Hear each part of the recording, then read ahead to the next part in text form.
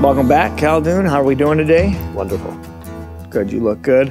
It's good to have you. Thank you for helping with this. This session is all about Christianity and racism.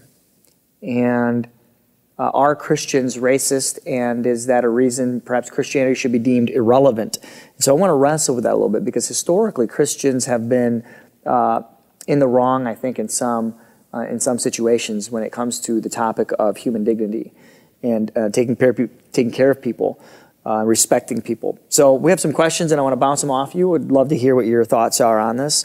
And I know you've self-admitted to me that you're not an expert in this, but I think it's important. I mean, you also are from another culture than myself, so I think it's important that you get a chance to have this dialogue and you get to share some of your own reflections. So feel free to be candid. The first question I want to ask you, Khaldun, is how would you define racism? What is it, and how might it exist today in our churches, if at all? You know, to be racist is to look down upon another race or another group of people or another segment of society as lower than yourself, as not worthy of dignity and respect. Or it could be reversed, looking at yourself and your own group, your own subculture as not worthy and not made in the image of God. That's very dangerous. I was in Dunkin' Donuts a number of years ago, and I was wearing a shirt my mother gave me from the Petra in Jordan, which I say everyone should visit before they die. I've been there. It's amazing. It's a beautiful place. And the man comes up to me. He looked like an Army veteran. Of course, he's got U.S. Army on his cap, and looked like one of the 70s or 80s. He looked at me and said, "Are you Arab?" I said, "Yes, sir, I am." "You Arab, terrorist, Muslim, blah, blah, blah." Oh. And some expletives I don't want to repeat. And he went on. This is in a Dunkin' Donuts. Dunkin' Donuts, here, as loud as in he the can. Chicago area? Or? Oh, yeah. Okay. And he went on about how I should leave the country and I'm damaging national security and etc. And political correctness is leaving me in the country and all this. At the end of his rant, I told him, "Sir, just for your information, I am a Christian." He said, "It doesn't matter, you're all the same." What he did there is he articulated what many people are not speaking.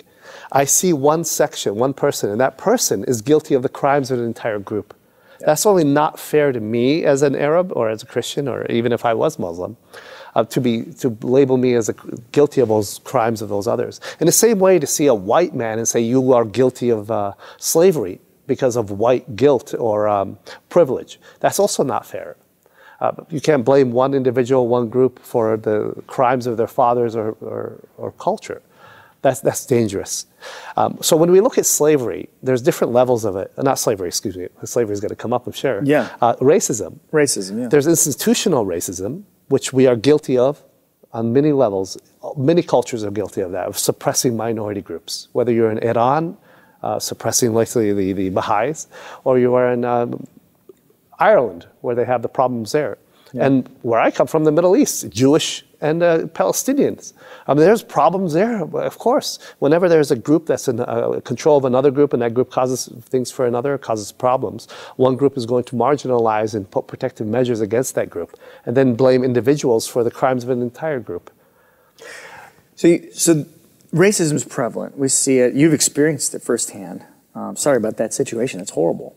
And it's not fair. We see these things happening around us. We experience them. We're probably culprits in some of them.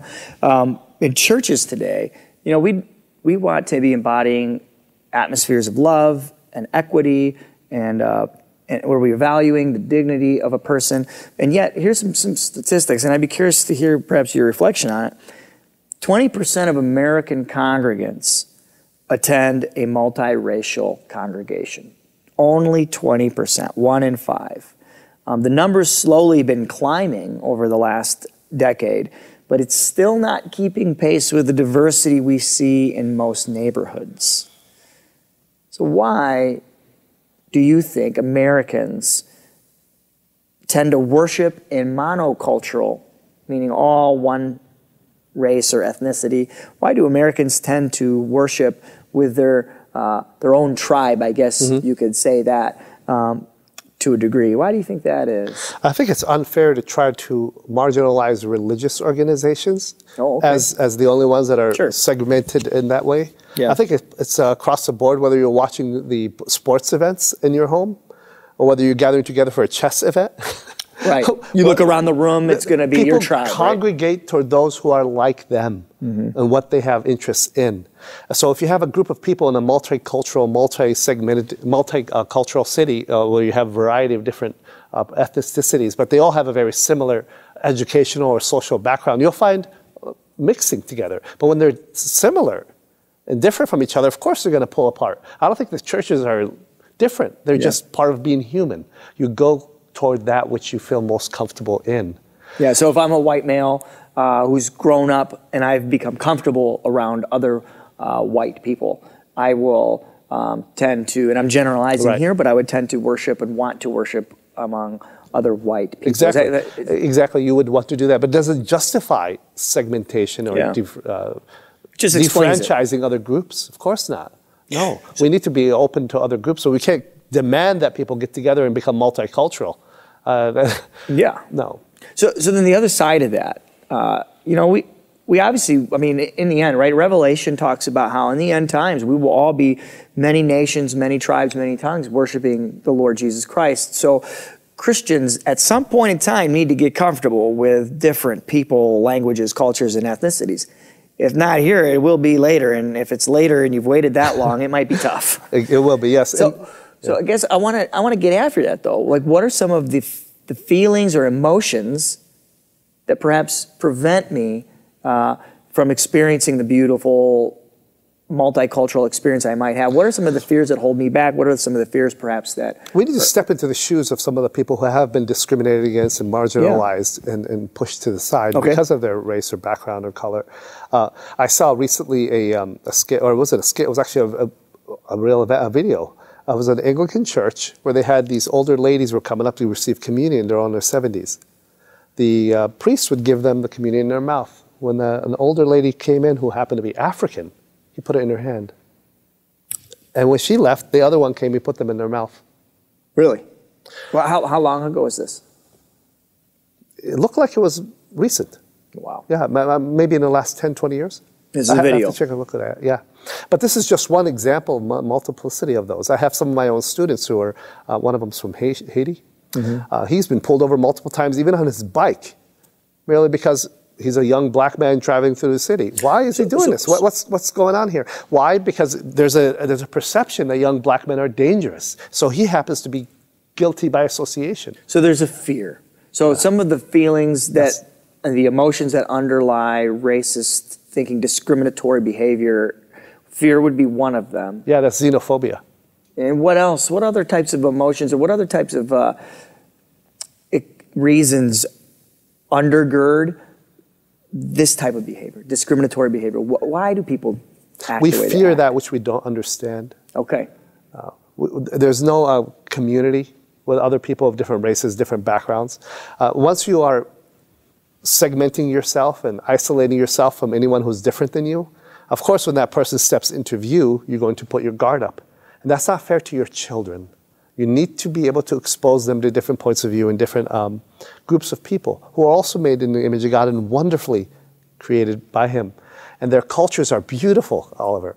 And some of those cultures we need to integrate with. How do we do that? By connecting with them, inviting the neighbor next door who happens to be from a different village or different color, bringing a piece of pie over to them. Say, welcome. Be different. Be the hands and feet of Christ to those who are not. Yeah. I wonder also how much of it is our own cultural experience of just being grown up. We don't choose where we're born. We don't choose the parents we're born to, and we don't choose the culture we're born into. But I wonder how much of that plays a role in this. You know, for the person who's only experienced one race and ethnicity in their early childhood years, and to all of a sudden put them in a context where it's multicultural, there are emotions that are triggered, fear and feelings of ignorance and confusion. And so we do some irrational things sometimes. We say some things sometimes that aren't good because of these underlying fears that go unchecked. And so I guess I want to ask you this next question. You know, whether you're Christian or non-Christian, it doesn't really matter what you believe at this stage. You got fear about perhaps somebody who's different than yourself. This person's from here, she's from over there, she eats this way or eats this food. what would you say would be a good way for me to process my own fear and anxiety about someone who's different than myself? In your own experience, how have you done that? I would try, in my own experience, for example, my students, I have students of different varieties, different backgrounds. Yeah, right. Getting together with them, meeting with them, having lunch with them, integrating with them, inviting them into my home, and hopefully they invite me into their home. That opens up the door for relationships and friendships to grow. And when you're able to do that, you're able to see beyond the skin, beyond the background, beyond the culture, and see the human behind it. I think that's the only way you can really know somebody is by sitting together and having lunch with them, or having a deep conversation, or struggling through things together. That's really, I think that's really cool, how you just described that. And your student, you both have a mutual goal in mind. Your students are coming for an education, you are coming to provide them with that experience. So there's a common good that's being sought here. And so the relationship is being built around a common good, a common focal point. And so sometimes finding those common focal points, those common goods, because if I'm building a relationship with the neighbor or the colleague I have at work, or the person whose table I'm waiting on, whatever it might be, and they're different than I am. They look different, their skin color is different, they speak a different language.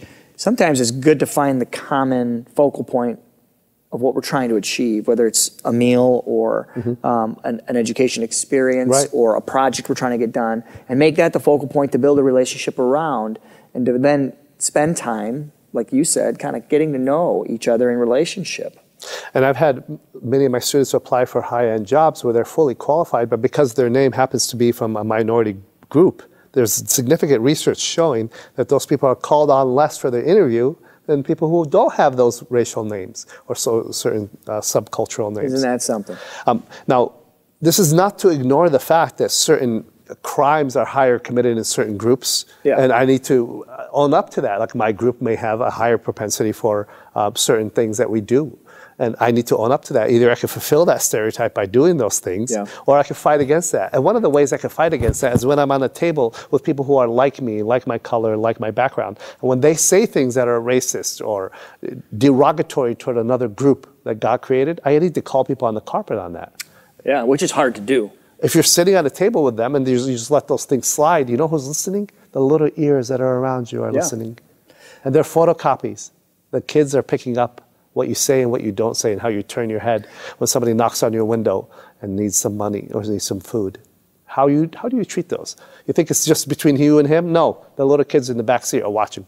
Well, it makes me think, and this is the last question I wanted to ask you. We got to go biblical here. I'm curious, in your reflections as a Christian, your knowledge of the New Testament, what does Jesus teach us about those who look, live, believe, appear different from ourselves? And how did Jesus interact with people who are not like him? And what you just said about calling people onto the carpet, it immediately made me think of when Jesus calls his disciples onto the carpet in that story, we were talking about it earlier, where the disciples are passing through this foreign territory called that is occupied by this group of people called the Samaritans, who do not believe, think, or act, or eat the way the Jewish people did. And the disciples are saying, Jesus, should we call down some fire from heaven on these people? Should we drop the nuclear bombs on these people because they look and act and operate differently than us? And Jesus' response, he calls them on the carpet. He said, no, absolutely not. That's not okay. And he's calling his own brothers out on the carpet saying, no way. So, what are some other ways you've seen Jesus or thought about that? Like, what do you think Jesus would want for us as we're operating and interacting? One of the most beautiful passages in the scriptures is in Revelation, where before the Lamb is every tribe and tongue and culture is gathered around him. I did a debate at the college a number of years ago on race. What does the word even race even mean? Yeah. We were even debating the very concept itself. Is it more of it as a social construct than anything else, all of it?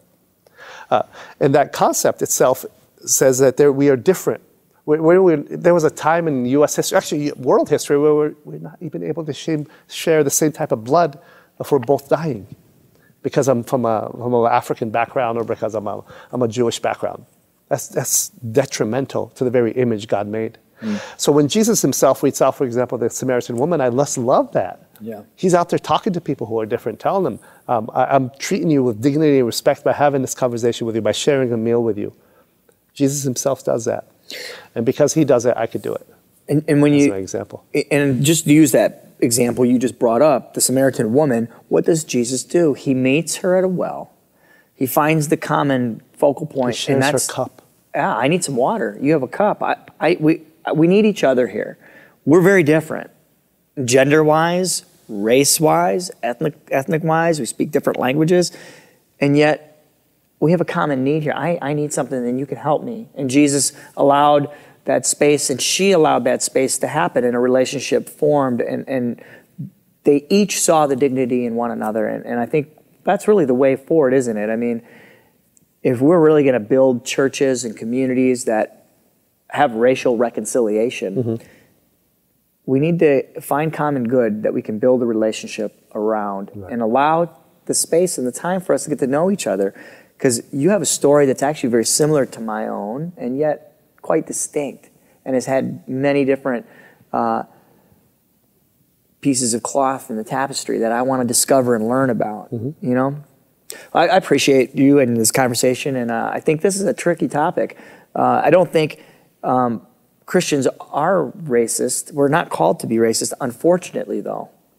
We've made some mistakes that have been discriminatory towards groups of people, and so that's not the way. The issue of slavery is one that constantly comes up, right? Exactly. Yeah. And so we receive God's grace for that, and we repent of those things on behalf of our ancestors, even if you and I were not directly involved in those things.